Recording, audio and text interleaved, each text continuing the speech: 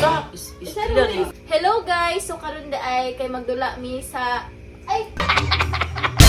Hello guys, so karon ay kay kauban nako ang Hello guys, so karon ay kay kauban nako akong family. Kami day ang G-Fam Vlog and karon is magdula mi og Guess the Impostor Challenge!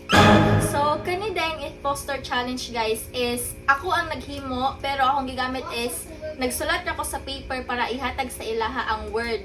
Unya, maghatag sila hints sa kung sa ilang nadawatan nga word and then sa pinaka-last is nami 3 levels. Kung mahuman na, sa pinaka-last is magpili na sila kung kinsa ang pilian nila nga impostor. Karon kay magbunot nami. Okay? Ang punishment di ay nila kung mabalaan nila kang kinsa ang impostor, pero kung di nila mabalaan, sila ang panisyan. Ang punishment kay mo inom og suka or but nga og lipstick sa naong, pero magpili na sila sa duha. Magbunot na sila guys. First one. Nara. Isa ra ang nalahian ni. Wait, asa tong nalahi. Sin makita nila. Narang nalahi. Oh, why mo silip? Kita mo no? Wala. Ayaw ipakita? Doon siya. Kita? Ay, ipakita.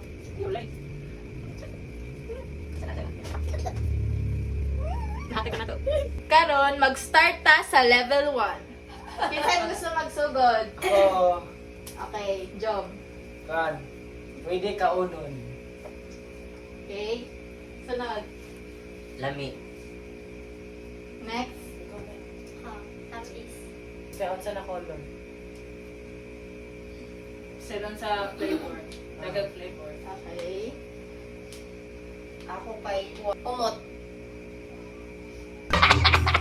Level 2, guys. Kasi karon kay nana sila ihin kung kinsa. Pwede siya i-regalo. Makasakit ang nipple. Ako. Pwede ihanda.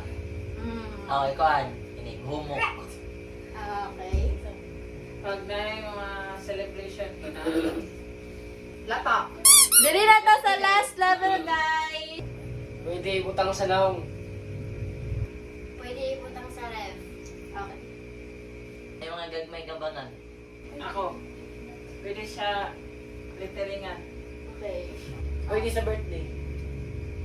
Ako kay lamig kayo. Health yarn. Papalo na ba nato, guys? Ang impostor kay si Tatatatat Pili. Liloy. Ang impostor kay si Liloy. Nainay.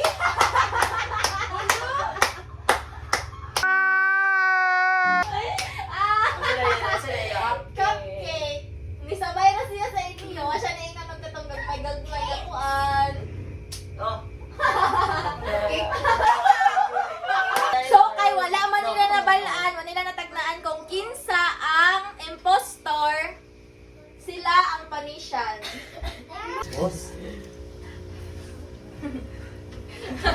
Isara. Ako.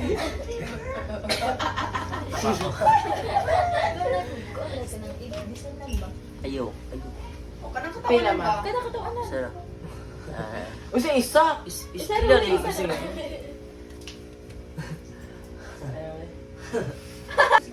Oh, si Given. Sige. Si Gavin 2.0. Murag nalipay gid mo ha. Nag-change